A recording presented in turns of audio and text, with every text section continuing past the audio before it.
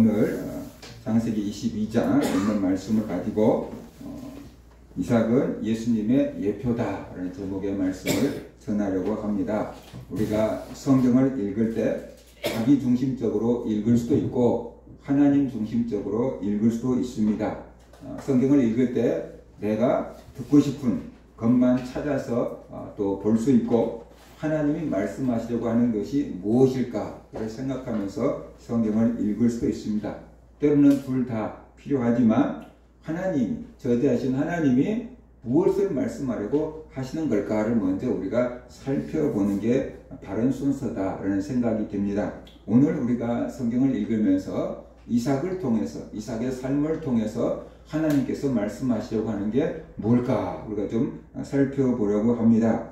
결론적으로 이삭은 예수 그리스도의 예표다라고 할 수 있어요. 예표가 뭘까? 제가 국어사전, 네이버 국어사전을 찾아봤어요. 그랬더니 예표를 이렇게 설명하고 있어요. 기독교 예언 따위를 미리 보여주는 조짐, 이렇게 말하고 있어요. 기독교에서 예언 같은 것을 미리 보여주는 조짐, 이게 예표다라고 네이버 국어사전에서 설명을 하고 있어요. 그러니까 예표란 앞으로 일어날 하나님의 계획을 어떤 사람이나 상징이나 사건을 통해서 미리 보여주는 힌트다라고 할 수 있습니다. 구체적으로 성경의 예표는 장차 오실 예수 그리스도를 보여주는 거다라고 할 수 있어요. 예수님이 오셔서 어떤 일을 하실지 그것을 미리 보여주는데 하나님이 택한 어떤 사람이나 상징, 성막 같은 상징이나 사건을 통해서 미리 보여주는 거다. 그것이 예표다라고 할 수 있습니다. 그래서 이삭의 삶을 살펴보면 이삭은 예수님의 예표다라고 할 만한 것들이 많이 있습니다. 왜냐 그러면 이삭의 삶과 예수님의 삶이 그만큼 비슷한 것들이 많기 때문에 그렇습니다. 이삭의 어떤 점이 예수님의 삶과 닮아 있을까요? 첫째로 하나밖에 없는 아들이라는 점, 그것이 닮아 있습니다. 아브라함이 100세에 낳은 아들이 이삭입니다. 아브라함에게 이스마엘이란 아들도 있었어요. 또 다른 아들들도 뒤에 있어요. 하지만 하나님이 약속하신 약속의 자녀는 이삭 하나밖에 없습니다. 그렇기 때문에 성경의 족보를 보면 아브라함과 이삭과 야곱 이렇게 이어지고 있어요. 이스마엘은 들어가지 않고 아브라함과 이삭과 야곱으로 족보가 이어지고 있어요. 예수님은 하나밖에 없는 하나님의 아들입니다. 그리고 예수님은 장차 하나님이 보내실이라고 약속된 자입니다. 이런 점에서 바로 예수님과 이삭이 닮아 있다는 것이죠. 아브라함이 이삭을 번제로 드리려고 할 때 하나님의 사자가 이렇게 말하면서 아브라함을 말렸습니다. 사자가 이르시되 그 아이에게 손을 대지 말라. 그에게 아무 일도 하지 말라. 네가 네 아들 내 독자까지도 내게 아끼지 아니하였으니 내가 이제야 네가 하나님을 경외하는 줄을 아노라. 그런데 아브라함이 이삭을 이렇게 번제로 드릴 때 이미 이스마엘은 장성에 있었어요. 이스마엘이 있었어요. 아브라함의 아들. 그런데 뭐라고 얘기하냐면 네 아들 내 독자까지도 내게 아끼지 아니하였으니, 그러면서 이삭을 가리켜서 아브라함의 독자다라고 말하고 있어요.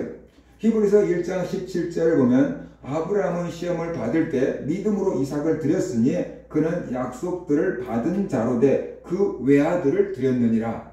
분명히 외아들이라고 얘기하고 있어요. 우리가 생각하는 외아들은 딱 하나밖에 없어야 되니까 이스마엘도 없고 그 다른 애들도 없고 이삭만 있어야지 외아들이라고 부를 수 있는데 이스마엘도 있고 다른 이름 모를 아들들도 있단 말입니다. 그런데 이삭을 가리켜서 외아들을 드렸다라고 성경은 말씀을 하고 있습니다. 하나님의 약속으로 태어난 아들이 이삭이었기 때문에 하나님께서는 이삭을 아브라함의 독자다, 외아들이다 라고 이렇게 부르신 거다라고 할 수 있어요. 그런데 요한복음 3장 16절을 보면은 예수님을 가리켜서 하나님의 독생자다라고 말씀하고 있어요. 하나님이 세상을 이처럼 사랑하사 독생자를 주셨으니 그러잖아요. 독생자를 주셨으니 이는 그를 믿는 자마다 멸망하지 않고 영생을 얻게 하려 하심이라 그랬어요. 독생자라는 말이 뭘까요? 외아들이라는 의미를 넘어서 단 하나밖에 없는 아들이다. 유일한 아들이다 라는 것이, 이것은 혈통적인 관계를 넘어서 하나님과 특별한 관계를 나타내는 신학적인 의미다라고 해석할 수 있습니다. 그래서 그만큼 소중한 아들이고 그만큼 사랑하는 아들이다. 아브라함에게 있어서 이삭은 그만큼 소중하고 그만큼 사랑하는 아들이었고, 하나님에게 있어서 예수님은 그만큼 소중한 아들이고 그만큼 사랑스러운 아들이었다라는 것입니다. 이삭도 아브라함에게 하나밖에 없는 아들이었고, 예수님도 하나님에게는 하나밖에 없는 아들이었기 때문에 그렇습니다. 그래서 이삭과 예수님은 유일한 아들이라는 점에서 닮아 있습니다. 그만큼 하나님께 소중하고 사랑받는 아들이라는 점에서도 닮아 있습니다. 이런 점에서 이삭은 예수님을 보여주는 예표다라고 할 수 있어요. 그 다음에 이삭의 모리아산 제단과 예수님의 갈보리 십자가 사건이 너무나도 닮아 있다는 것이, 아브라함이 100세의 아들 이삭을 낳았습니다. 아브라함에게 이삭은 자기 생명보다 소중합니다. 그런데 하나님이 아브라함을 시험하려고 100세에 낳은 아들을, 이삭을 번제로, 모리아산에 가서 번제로 드리라 라고 말씀하셨어요. 번제가 뭐냐 그러면은 양이나 송아지들을, 짐승을 태워서 하나님께 드리는 제사가 번제인데, 1차적으로 번제를 드리려고 하면은 양이나 송아지, 짐승의 목을 자릅니다. 그러면 피가 쏟아지면서 죽겠죠. 그 다음에는 배를 가릅니다. 그래서 내장을 다 꺼냅니다. 그 다음에 팔다리를, 물론 동물은 다리겠지만 팔다리를 4개를 다 자릅니다. 그 자르는 이유는 빨리 잘 타게 하기 위함입니다. 그래서 나무 더미를, 장작을 이렇게 쌓아놓고 그 위에 이제 그 팔다리 자른 시체를 올려놓고 불로 다 태워서 드리는 게, 그게 번제입니다.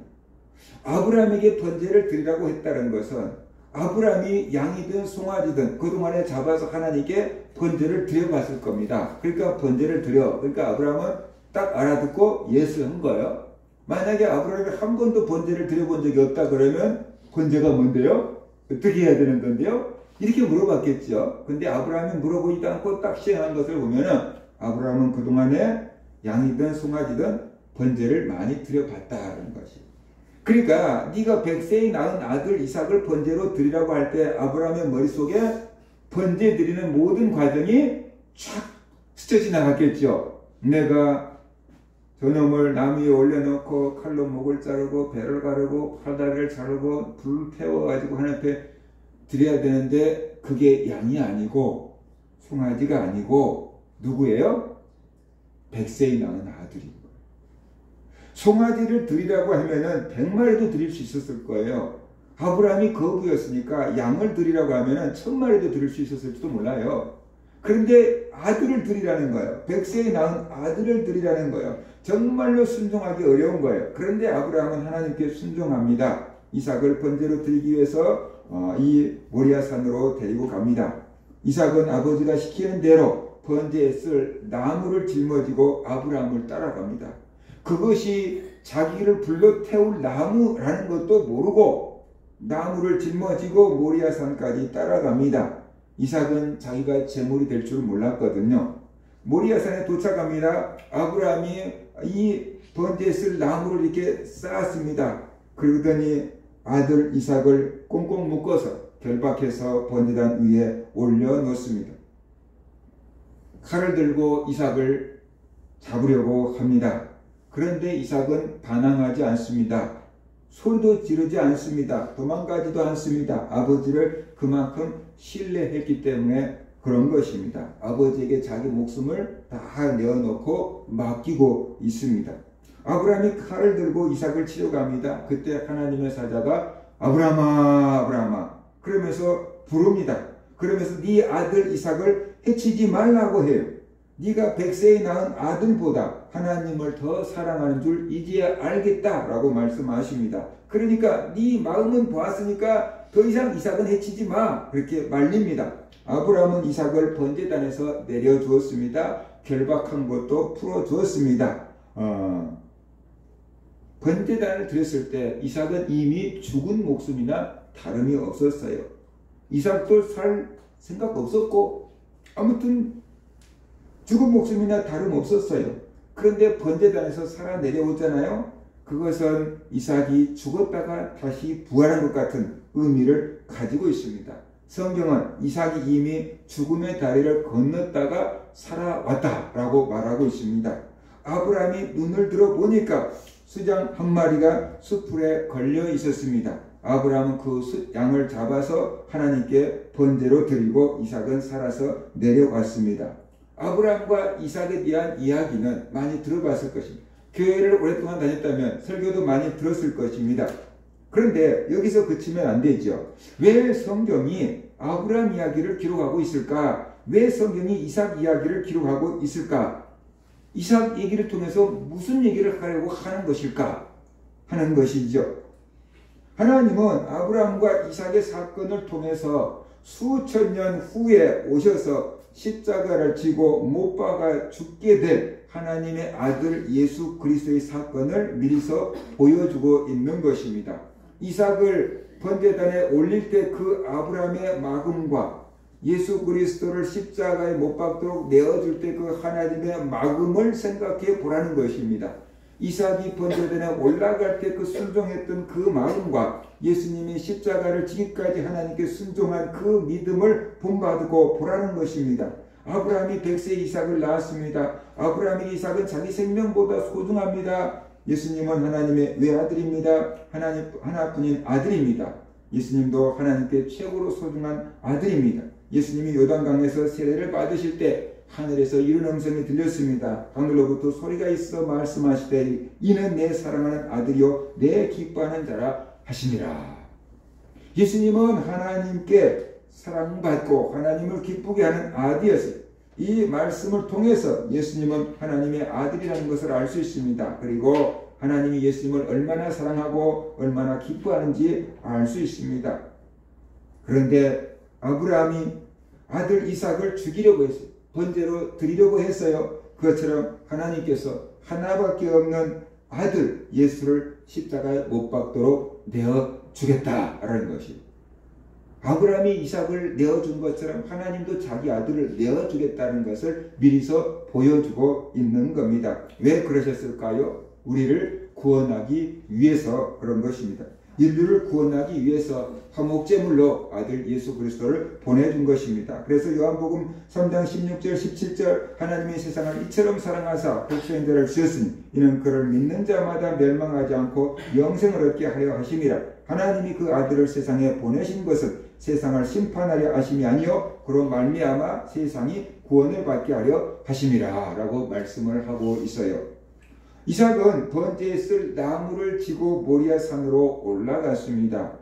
자기를 불사를 장작을 지고 올라간 것입니다. 그것처럼 예수님은 자기를 십자가에 못 박을 그 십자가를 지고 갈보리산 언덕을 오르셨다는 것을 볼 수가 있습니다. 이삭이 한 것을 수천 년 뒤에 예수님이 그대로 지금 하고 있다는 것입니다. 이삭은 자기를 결박하고 죽이려고 한 아버지에게 순종했습니다. 반항하지 않습니다. 도망치지 않습니다. 그것처럼 예수님은 자기를 십자가에 내어놓는 그 하나님의 뜻에 순종합니다. 예수님은 십자가를 앞에 두고 이렇게 기도를 합니다. 이르시되 아버지여 만일 아버지의 뜻이거든 이 잔을 내게서 옮기옵소서. 그러나 나의 원대로 마시옵고 아버지의 원대로 되기를 원하나이다 하시고 기도하셨습니다. 나의 원대로 나의 뜻대로 하지 마시고 아버지 뜻대로 되기를 원하나이다. 그러면서 예수님은 하나님의 뜻에 순종하고 있습니다. 예수님은 자기를 죽이려고 하는 사람들, 십자가에 못 박는 사람들에게 소리도 지르지 않습니다. 반항도 하지 않습니다. 도망치지도 않습니다. 마치 털 깎는 자 앞에 있는 양처럼 조용했습니다. 이 양들을 기르는 목자가 양들의 털을 깎는 것을 보았어요. 그러니까 양들이 이게 때가 되면 털이 막 길어가지고 엄청 많은 털들을 이렇게 짊어지고 다녀야 되니까 지 입장에서는 얼마나 무겁고 얼마나 더웠겠어요. 그런데 주인이 양을 딱 이제 잡고 이게 털을 다 깎아주면은 지 입장에서는 시원해지고 가벼워지니까 더 이렇게 있더라고요. 다 깎아놓고 엉덩이를 툭 치니까 그때 이제 뛰어서 막 가는 거예요. 그러니까 이 양들이 털 깎는 자 앞에서 조용한 것처럼 예수님은 자기를 죽이는 자들 앞에서도 조용할 거다라고 이사야 선지자가 예언을 했어요. 이사야 53장 6절 7절 우리는 다 양 같아서 그릇 행하여 각기 제 길로 갔거늘 여호와께서는 우리 무리의 죄악을 그에게 담당시키셨도다. 그가 곤욕을 당하여 괴로움을 때에도 그의 입을 열지 아니하였으니 마치 도수장으로 끌려가는 양과 털 깎는 자 앞에 잠잠한 양같이 그의 입을 열지 아니하였도다. 반항하지 않았어요. 소리 지르지 않았어요. 예수님은 그냥 순한 양처럼 이렇게 십자가를 지신 겁니다. 그런 모습들이 예수님과 이 이삭의 사건이 이렇게 잘 대비된다라고 볼 수 있어요. 번제단에 올라간 양은 다 죽습니다. 번제단에 올라간 양이 살아서 돌아온 적이 없어요. 이전에 저희가 시골에서 명절 때가 되면 닭을 잡았어요. 그런데 그 닭을 잡을 때 목을 자르지 않고 닭 모가지를 비튼다 그러잖아요. 닭 모가지를 이렇게 비틀어 가지고 날개 밑에다가 딱 넣어놓고 그러면 숨이 막혀 죽겠죠. 그렇게 붙잡고 뜨거운 물을 끓여 가지고 닭한테 부어서 닭 이제 털을 이렇게 뽑는 거예요. 닭 털을 다 뽑았어요. 그러면 닭이 죽었을까요? 살았을까요? 죽었겠죠. 당연히 죽였겠죠. 그래서 이제 목을 나눴어요. 그리고 나머지 잔털을 뽑고 있었어요.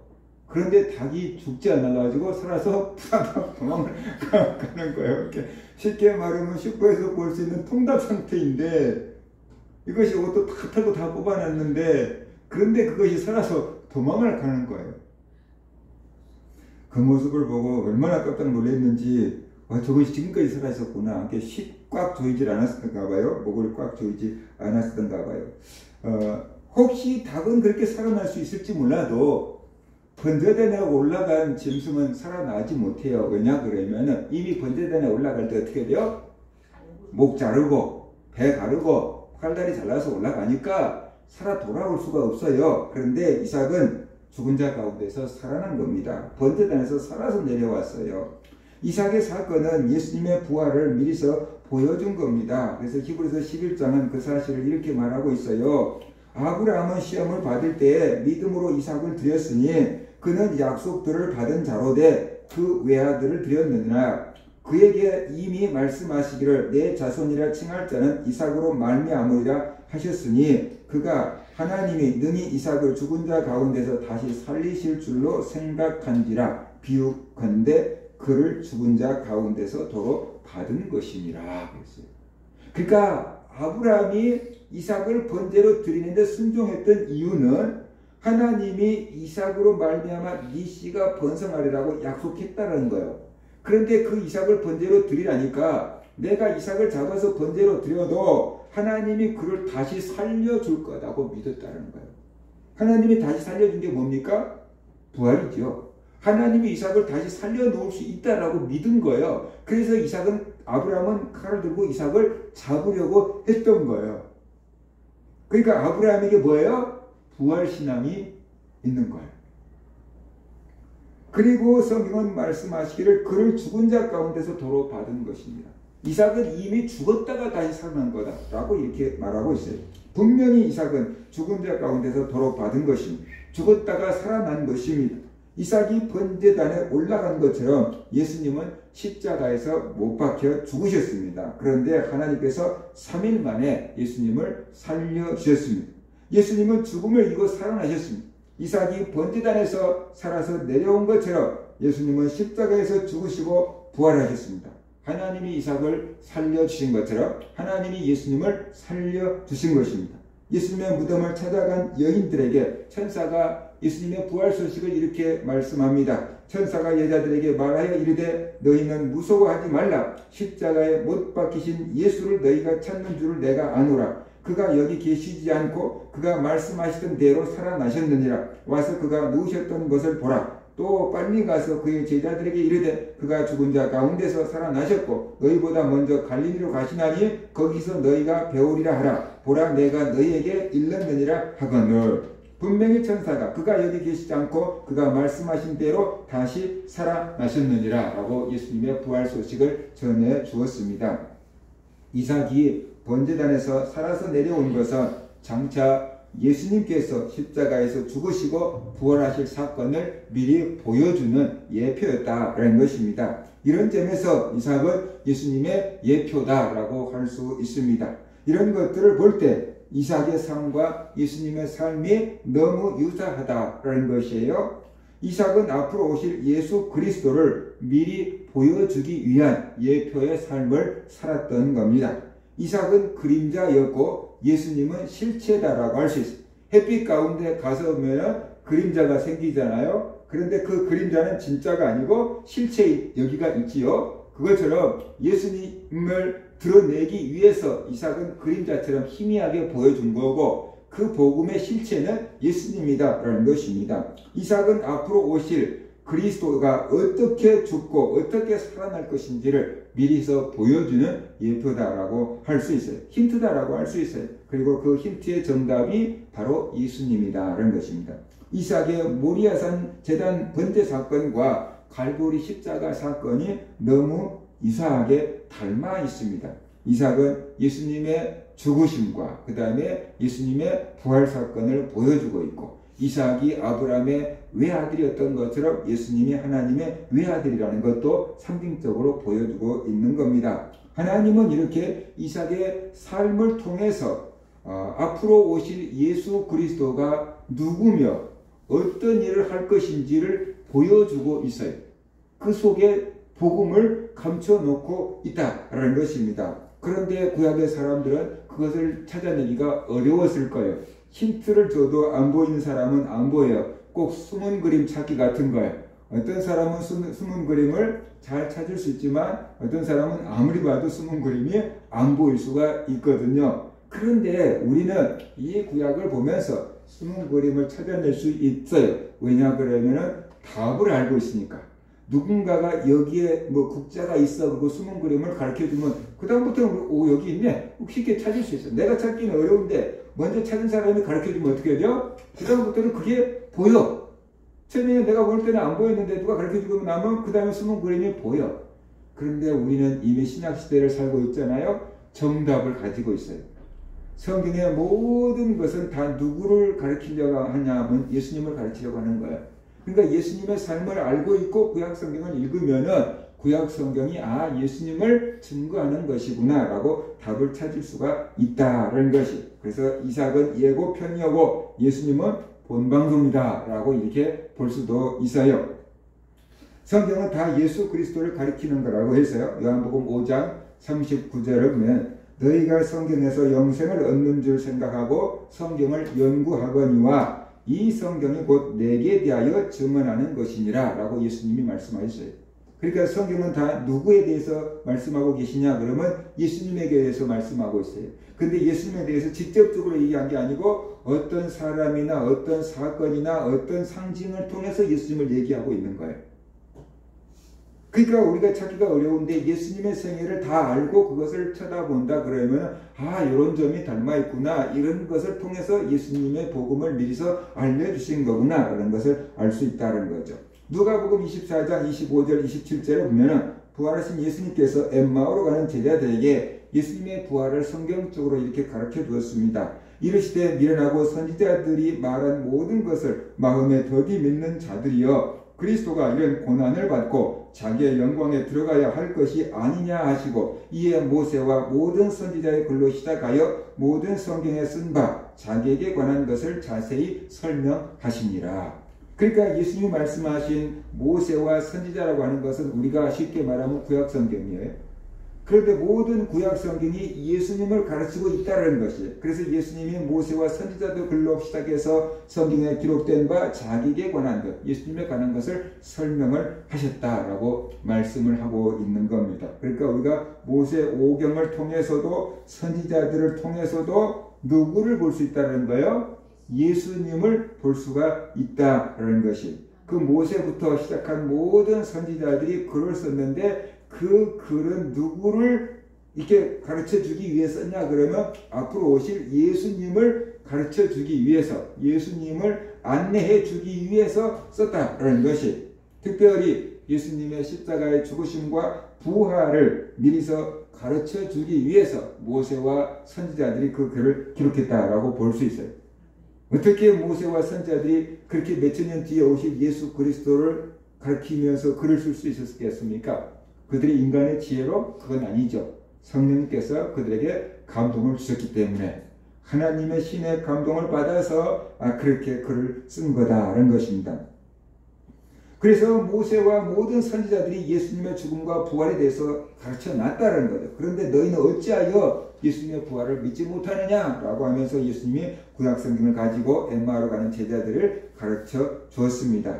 예수님께서 이렇게 성경을 풀어서 가르쳐 주실 때 엠마오로 가는 제자들은 그 성경 말씀을 들을 때 마음이 뜨거워졌다 그래요. 그들이 서로 말하되 길에서 우리에게 말씀하시고 우리에게 성경을 풀어주실 때 우리 속에서 마음이 뜨겁지 아니하더냐. 예수님께서 성경을 어떻게 해요? 풀어주셨대요. 구약의 모세와 선지자들이 한 그 성경 말씀을 그대로 그냥 읊어주는 게 아니고 풀어주실 거예요. 설명해 주신 거예요. 그것을 엠마오로 가는 제자들이 깨닫고 어떻게 돼요? 마음이 뜨거워졌다. 그런 뜻이었구나. 벌써 그때부터 예수님이 살아나실 것을 그렇게 예언하신 거구나 라고 지금 마음이 뜨거워졌다 라고 말하고 있어요. 그러니까 하나님의 말씀이 우리 안에서 풀어져야 될 줄로 믿습니다. 하나님의 말씀이 우리 안에서 깨달아져야 돼요. 그럴 때 믿음이 돼요. 아무리 하나님 말씀을 많이 읽고 외워도 깨달아지지 않으면, 풀어지지 않으면은 그게 믿음이 되는 게 아니에요. 지식이 되는 거죠. 그러니까 하나님의 성령이 우리의 마음 가운데 역사하셔서 하나님의 말씀이 깨달아지고 풀어질 때 가슴이 뜨거워지고 이거구나 깨달음이 오고 믿음이 생긴다라는 것입니다. 모세가 기록한 창세기부터 시작해서 모든 선지자들의 글, 즉 구약 성경이 예수님을 가르치고 있다라는 것이. 그러니까 우리는 구약 성경을 통해서도 예수님을 발견할 수 있어야만 된다. 어떤 삶의 교훈을 얻는 것이 아니고 예수 그리스도를 발견할 수 있어야만 한다라는 것입니다. 그리고 특별히 예수님에 대해서 알아야 된다는 것은 예수님의 십자가의 죽으심과 예수님의 부활을 우리가 발견할 수 있어야만 된다. 성경을 통해서 여러 가지 사는 법도 배우고 성경을 통해서 여러 가지 우리가 것들을 배울 수 있지만 특별히 예수님을 만나야 되고 예수님을 알아야 되고 그 예수님의 복음 중에 핵심은 예수님의 십자가의 죽으심과 부활이다 라는 것을 우리가 알아야 돼요. 하나님은 그것을 가르쳐주기 위해서 구약의 여러 군데 힌트를 다 심어놨다는 것이. 그 힌트들을 발견할 때 정말로 하나님이 보내시겠다고 약속하신 분이 예수님이 맞구나. 우리가 믿고 의지할 분은 예수님이 맞구나. 우리를 구원해 주신 메시아가 예수님 맞고 다른 분은 없구나 라는 것을 우리가 알 수 있게 된다는 것이. 시험을 볼 때 학생들은 이게 4개나 5개 중에 하나를 골라야 되는데 정답이 아닌 것, 분명하게 아닌 것 있고 어떤 것은 이거 둘 중에 하나가 답인데 둘 중에 뭐가 모르겠어. 이렇게 헷갈릴 때가 많아요. 나중에 선생님이 시험 다 끝나고 문제풀이를 해주면 저건데 그렇게 우리가 알게 되죠. 근데 모범 답안을 딱 주고 풀어주면은 그냥 아는데 답안을 안 주면은 헷갈릴 때가 있잖아요. 그런데 우리는 모범 답안을 가지고 있어요. 모범 답안이 누구냐? 예수 그리스도예요. 그래서 우리는 구약 성경을 통해서 신약에 오신 예수 그리스도의 삶을 이렇게 맞춰보는 것입니다. 퍼즐을 맞추듯이 맞춰보는 것입니다. 그것이 성경을 보는 눈이 떠지는 거다라고 볼 수가 있어요. 그 다음에 이삭이 우물을 판 사건과 예수님이 생수를 주실 수 있다라고 하는 것이 닮아있다는 것입니다. 이삭이 우물을 판 사건과 예수님이 영원히 목마르지 않는 생수를 주겠다고 하신 사건이 이 연결이 되어 있습니다. 이삭의 종들이 우물을 팠습니다. 그런데 물이 나오니까 블레셋 사람들이 그 우물을 자기들 것이라고 우깁니다. 그런데 우리가 됐으면 우리가 팠으니까 우리 거야. 또 블레셋 사람들 우리들 땅이니까 우리 거야. 막 법정 다툼 갔을 것 같습니다. 그런데 이삭은 아무런 대항을 하지 않고 블레셋 사람들에게 그 우물을 줍니다. 아주 힘들게 판 우물인데 그 우물을 넘겨줍니다. 그리고 또 다른 데 가서 우물을 팝니다. 그런데 그곳에 또 물이 나오기 시작합니다. 블레셋 사람들이 와갖고 이것도 우리 거야 라고 억지를 부립니다. 이삭은 그 우물도 블레셋 사람들한테 넘겨줍니다. 그리고 또 다른 데 가서 우물을 팝니다. 그런데 그곳에도 또 물이 나옵니다. 창세기 26장 12절부터 22절을 보면은 그 사건 배경을 이렇게 말하고 있어요. 이삭이 그 땅에서 농사하여 그해 100배나 얻었고 여호와께서 복을 주심으로 그 사람이 창대하여 왕성하며 마침내 거부가 되어 양과 소떼를 이루고 종이 힘이 많으므로 블레셋 사람이 그를 시기하여 그 아버지 아브람 때 그 아버지의 종들이 판 우물을 막고 흙으로 메웠더라. 아비멜렉이 이삭에게 이르되 네가 우리보다 크게 강성한즉 우리를 떠나라. 이삭이 그곳을 떠나 그랄 골짜기에 장막을 치고 거기 거류하며 그 아버지 아브람 때 팠던 우물을 다시 팠으니 이는 아브람이 죽은 후에 블레셋 사람이 그 우물을 메웠습니다. 이삭이 그 우물들의 이름을 그 아버지가 부르던 이름으로 불렀더라. 이삭의 종들이 골짜기를 파서 샘 근원을 얻었더니 그랄 목자들이 이삭의 목자와 다투어 이르되 이 물은 우리의 것이라 하며 이삭이 그 다툼으로 말미암아 그 우물 이름을 에색이라 하였으며 또 다른 우물을 팠더니 그들이 또 다툼으로 그 이름을 신나라 하였으며 이삭이 거기서 옮겨 다른 우물을 팠더니 그들이 다투지 아니하였으므로 그 이름을 르호봇이라 하여 이르되 이제는 여호와께서 우리를 위하여 넓게 하셨으니 이 땅에서 우리가 번성하리로다 했더라. 이삭이 살던 곳은 물이 흔한 곳이 아닙니다. 아무데나 땅을 파면 물이 나오는 곳이 아닙니다. 우물이 하나 있다는 것은 그들의 생명을 유지할 수 있다는 것이고 가축을 칠 수 있다는 것이에요. 수많은 가축을 치는데 물을 먹어야 가축이 살 거 아닙니까? 근데 물이 없다 그러면 가축을 칠 수가 없어요. 풀이 있어도 물이 없다 그러면 그건 불가능한 거예요. 그러니까 그들에게서도 우물이라는 것은 생존과 관련되어 있는 것이고 사업과 관련되어 있는 것이고 아무튼 없어서는 안 되는 것이 자기의 우물을 가지고 있다라고 하면 이미 우리말로 한다면 부자다라고 할 수 있어요. 우물을 그렇게 얻기가 어려워요. 그런데 이삭의 종들이 우물을 팔 때마다 물이 나와요.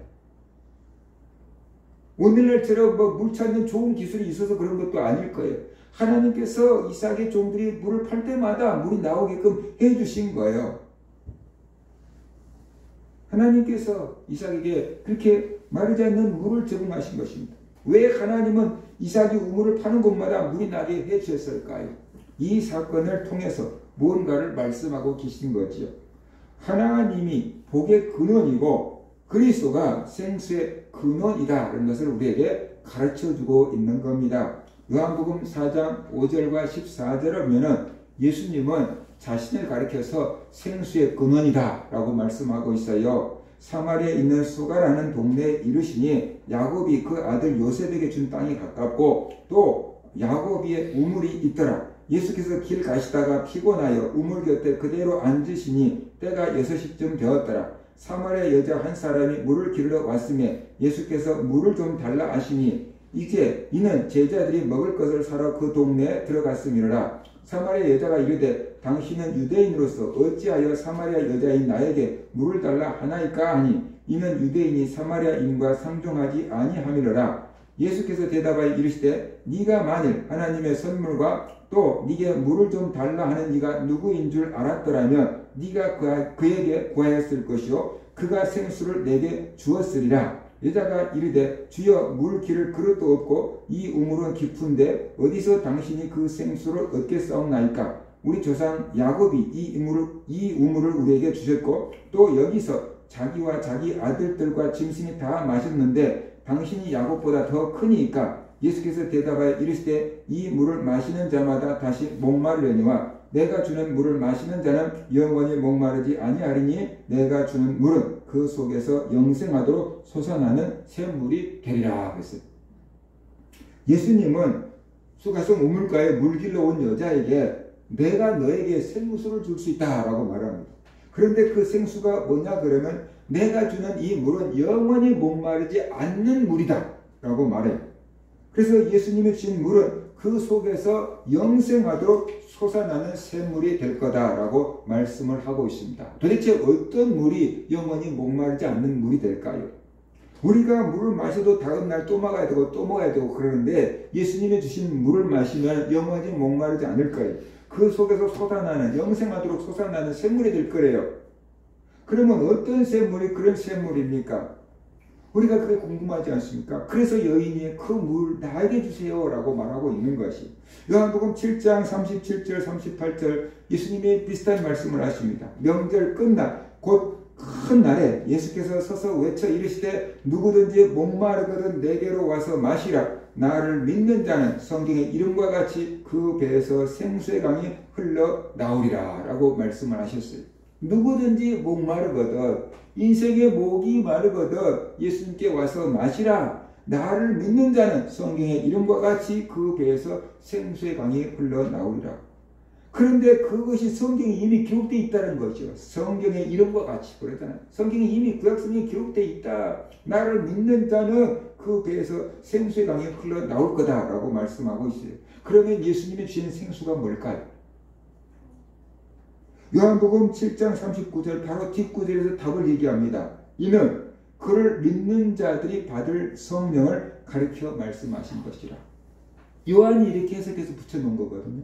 앞에 있는 말씀은 예수님 말씀이에요. 앞에서 예수님이 명절 끝나 곧 큰 날에 예수께서 서서 외쳐 이르시되 누구든지 목마르거든 내게 와서 마시라. 나를 믿는 자는 성경의 이름과 같이 그 배에서 생수의 강이 흘러나오리라 라고 예수님이 말씀하셨어요. 그 사람들이 그 생수가 뭘까? 라고 궁금했을 거 아니에요? 사도 요한이 거기다가 답을 달아놨는데 이렇게 달아놨어요. 이는 그를 믿는 자들이, 예수님을 믿는 자들이 받을 성령을 가리켜 말씀하신 것이라. 성령을 받으면 영원히 목마르지 않는데, 그러니까 이 목마름은 육체의 목마름이 아니고 영혼의 목마름을 얘기하고 있었던 거예요. 누구든지 영적으로 목마르고 진리를 찾고 갈급하거든 예수님께 와서 마시라. 예수님을 믿으라. 구원을 받으라. 죄 용서를 받으라. 그러면 너 배에서 생수의 강이 흘러나올 것이다. 영원히 목마르지 않을 것이다. 예수님을 만나면 영원히 목마르지 않을 것이다. 돈을 조금 더 벌어보면 행복할 것 같아서 돈을 찾고, 명예를 조금 더 얻으면 더 행복할 것 같아서 명예를 추구하고, 권력을 조금 더 가지면 행복할 것 같아서 권력을 추구하고, 그런데 그게 마약처럼 끝이 없다는 거죠. 계속 조금 더 계속 목마르다는 것이죠. 만족할 줄 모른다는 것이죠. 그러나 그런 사람들에게도 하나님을 만나고 성령을 받고 은혜를 받으면은 더 이상 돈을 갖지 않고 권력을 갖지 않고 명예를 갖지 않아도 그 속에 참된 만족을, 참된 행복을 얻을 수가 있다는 거죠. 그러니까 사람들이 목마른 것은 기본적으로 육체가 갈증이 나니까 목마를 수도 있겠지만 어느 정도 그 한계를 뛰어넘는데도 계속 뭔가 인생에 목마름이 있다는 것은 그 영혼의 갈증이 있다는 것이죠. 그 영혼의 갈증은 오직 예수 그리스도만 풀어줄 수 있는 갈증이라는 것이죠. 그런데 그 예수 그리스도를 찾지 않으니까 계속 다른 걸로 갈증을 해소하려고 하는데 그건 임시방편에 불과하다라는 것이죠. 성령을 받으면, 예수 그리스도를 믿고 성령을 받으면 그 사람의 영혼의 갈증이 해소된다. 어떤 북한에서 내려온 사람이 그런 얘기를 했어요. 자기는 뷔페를 가도 배가 부르지가 않대요. 우리가 뷔페에 가면 배부르게 먹고 더 이상 배가 불러서 못 먹고 그냥 나오는 거잖아요. 그런데 이 사람은 뷔페를 가도 배가 부르지 않는데요. 안 먹은 게 아니에요. 엄청나게 먹는데요. 근데 배가 부른 것을 못 느낀대요. 그래서 왜 배가 부른 것을 못 느끼냐 그랬더니 그분이 그렇게 얘기했어요. 북한에서 너무 굶주려서, 북한에서 너무 굶주린 것이 그게 박혀 있어가지고 내일 못 먹으면 어떡하냐는 생각이 있다. 내일 먹을 게 없어서 굶으면 어떡하냐는 생각이 있다. 그러니까 지금 아무리 밥을 많이 먹어도 그 영혼이 만족을 못 느끼고 내일 굶으면 어떡하지가 불안해 쫓기는 거죠. 그래서 실질적으로 육체의 배는 부른데 마음의 배는 절대 안 부르대. 배 부르다는 느낌을 못 느낀다 그러더라고. 그 뷔페에서 음식을 아무리 많이 먹어도 어떻게 돼요? 배는 불러요. 남들이 볼 때도 배가 나왔을 거예요. 근데 자기는 배가 부르다는 것을 느낄 수가 없대요. 아, 기아에서 너무 허덕이다가 보니까 사람이 저렇게 바뀌어버리는구나. 그걸 깨달았어요. 그처럼 하나님을 떠난 사람의 영혼은 늘 갈급한 거죠. 만족함이 없는 거죠. 뭔가를 채워놔야지 만족할 것 같거든요. 근데 채워도 끝이 없다. 그 사람의 마음이잖아요. 그 자리에 예수 그리스도를 믿고 성령을 받아야지 참된 만족을 얻게 되고 더 이상 목마르지 않게 되고 그 속에서 생수가 흘러나오게 된다라고 예수님은 말씀하고 있는 거죠. 그러니까 이삭이 우물을 파는 곳마다 물이 나왔어요. 그 물이 나오면 내가 살고 가축들이 살고 경제적으로 부유해지잖아요. 바로 하나님이 복의 근원인 거고 예수님이 복의 근원인 거고 예수님이 바로 생수의 근원이다. 하나님이 바로 생수의 근원이다라는 거지요. 그래서 예수님이 우리에게 영원한 생수를 주실 분이다. 우리 영혼을 만족하게 할 성령을 주실 분이 바로 예수님이다. 그래서 이런 점에서 이삭은 예수 그리스도가 우리에게 영원히 목마르지 않는 그 생수를 주실 분이다 라는 것이 예표인데 이 이삭은 육체적인 샘을 얻었고 예수님은 우리에게 영적인 샘을 주시는 분이다. 그거예요. 그 다음에 이삭과 예수님은 상속자다 라는 점에서 닮아 있어요.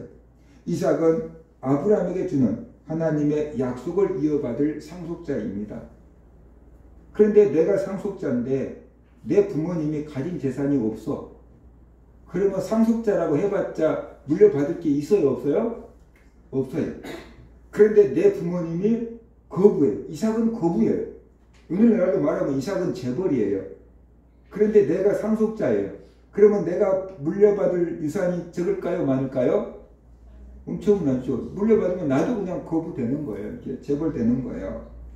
아브라함의 상속자가 이삭이에요. 이는 예수 그리스도가 하나님 나라의 상속자라는 것과 닮아 있어요. 창세기 21장 12절 보면 하나님이 아브라함에게 이르시되 네 아이나 내 여종으로 말미암아 근심하지 말고 사라가 내게 이른 말을 다 들으라. 이삭에게서 나는 자라야 내 씨라 부를 것입니다. 그러니까는 사라가 이스마엘을 그리고 하갈을 내쫓자 그러잖아요. 저것이 내 아들 이삭을 괴롭히니까 내 유산을 저놈한테 물려줄 수 없으니까 이스마엘과 하갈을 내쫓읍시다. 그러니까 아브라함 입장에서는 이스마엘도 내 아들이고 이삭도 내 아들인데 어떻게 이렇게 매정하게 구냐 그런 생각이 든 거예요. 그래서 아브라함이 저 여자가 저렇게 이스마엘을 지금 미워하고 내쫓아가는데 어떡하지 이렇게 하고 있었던 거예요. 근데 하나님이 아브라함에게 말씀하셨어요. 네 아이나 그러니까 이스마엘이나 네 여종 하갈로 말미암아서 근심하지 말고 사라가 내게 이른 말을 다 들으라. 사라가 말한 대로 다 따라 해라. 그러면서 이삭에게서 나는 자라야 내 씨라 부를 것이다. 이스마엘은 네 씨가 아니다. 버리라 라고 하나님 말씀하십니다. 이 구절은 하나님께서 이삭을 아브라함의 상속자다라고 명확하게 지명하시는 것으로 볼 수 있습니다. 그래서 결과가 뭐냐? 창세기 25장 5절 보면 아브라함이 이삭에게 자기의 모든 소유를 주었고 아브라함 거부였어요. 근데 아브라함이 그 많은 재산을 다 누구에게 준 거예요? 이삭에게 주었어요. 왜냐? 이삭이 유일한 상속자다. 하나님이 말씀하셨기 때문에. 이삭이 아브라함의 유일한 상속자예요. 그래서 아브라함이 모든 것을 다 받았어요. 예수님은 하나님의 외아들이에요.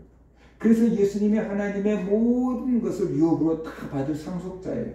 히브리서 1장 2절 이 모든 날 마지막에는 아들을 통하여 우리에게 말씀하셨으니 예수님을 통해서 말씀하셨다는 거죠. 이 아들을 만유의 상속자로 세우시고 예수님을 만유의 상속자로 세우시고 또 그로 말미암아 모든 세계를 지으셨느니라. 그러니까 하나님이 온 세상을 만드셨는데 그 하나님 만드는 온 세상 우주 만물을 이어받을 상속자가 누구냐 그러면 그 아들 예수님이다. 예수님이 온 우주 만물의 상속자다라는 거죠. 이삭은 아브라함의 상속자였고 예수님은 하나님의 상속자였습니다. 이런 점에서 이삭은 예수님의 예표다라고 할 수 있습니다. 이삭 에게서 난 자라야 내 씨라 부를 것이니라 그랬잖아요. 그러니까 이삭의 후손들만이 아브라함의 유산을 이어받을 수 있다. 예수님이 하나님의 유일한 상속자다. 그러니까 예수님을 믿는 자마다 하나님의 나라를 상속받게 하셨습니다. 할렐루야. 아멘. 그래서 우리가 하나님의 나라의 상속자가 되는 거예요. 예수님이 하나님의 상속자고 예수님의 영으로 우리가 태어났어요. 예수님의 영이 성령이에요. 예수님이 하나님의 상속자인데 예수님의 영으로 우리가 태어났어요. 성령으로 태어났어요. 그걸 거듭났다 그래요. 그래서 우리가 영적으로 보면 예수님의 후손이에요. 그래서 우리가 예수님의 나라를, 하나님의 나라를 상속받게 되었어요. 그래서 우리가 천국에 갈 수 있게 된다는 거예요. 그것이 성경이에요. 그러니까 모든 구약 성경이 다 예수님을 가르치고 있는 것이고, 그 예수가 하나님이 보내실 그리스도라는 것이고, 그 예수를 믿을 때 예수님이 하나님의 상속자인 것처럼 우리도 하나님의 나라를 상속받게 된다는 얘기를 하고 있는 거죠. 예수를 믿지 않으면 하나님의 나라를 상속받을 수가 없어요. 예수를 믿지 않으면 영원히 목마름을 해소할 수가 없어요. 우리가 부잣집 자녀들이 가끔씩 막 약물 복용을 해갖고 문제가 된 사람들 있잖아요. 그죠? 뭐 높은 고위급 자녀들 막 마약, 음주운전 이런 문제가 있잖아요. 우리가 볼 때 저 자식들이 뭐가 부족해서 그럴까 말이에요. 저가 아버지 돈 있지 권력 있지 지가 부족한 게 뭐가 있어서 그런 거 먹고 막 아버지 망신시키고 그럴까 생각되지만 그들 입장에서 엄청 공허한 거예요. 목마른 거예요. 그러니까 막 그런 걸 찾아서 헤매는 거예요. 사람에게는 이런 목마름이 있어요. 예수 그리스도를 알고 진리를 알고 구원을 받을 때 그 목마름이 해소될 수가 있는 겁니다. 오늘 우리는 이삭의 삶이 예수 그리스도의 삶과 비슷하다라는 것이에요. 왜 그런가? 하나님이 예수 그리스도를 구약시대부터 앞으로 오실 예수 그리스도가 누구며 어떤 일을 할 것이며 예수를 믿으면 후손들은 어떤 복을 받을 것인지를 이삭을 통해서 힌트로 주고 있다는 것이에요. 이삭을 통해서 미리 복음을 보여준 거예요. 희미하게. 그래서 이삭은 예수 그리스도의 예표다라고 할 수가 있는 거예요. 우리가 구약 성경을 읽을 때 어떤 역사적인 사건도 교훈도 받아야 되지만 그 구약 성경을 통해서 예수 그리스도를 발견할 수 있게 되기를 바랍니다. 그래서 하나님이 약속하신 분이 예수님이 맞구나 라는 확신을 가지시고 그 예수 그리스도를 믿으시고 예수 그리스도를 믿는 자들에게 주시는 하나님의 나라를 상속받는 상속자들이 되시기를 주의 이름으로 축원합니다. 하나님 아버지에 감사합니다.